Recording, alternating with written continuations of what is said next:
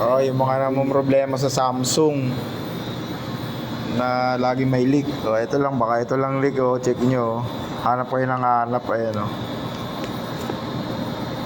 Yan, dyan lang sa page.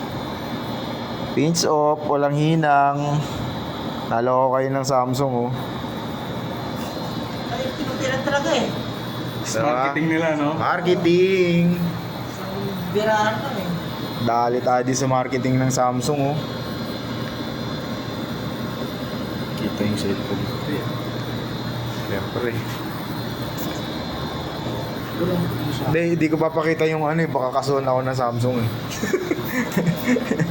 Pero Samsung to. Maniwala kayo sa hindi. Ayan, oh. Samsung yan, mga idol. Pakita ko yung model. Hindi yung pangalan. Oh, ayan, oh. Panasonic niya. Oh.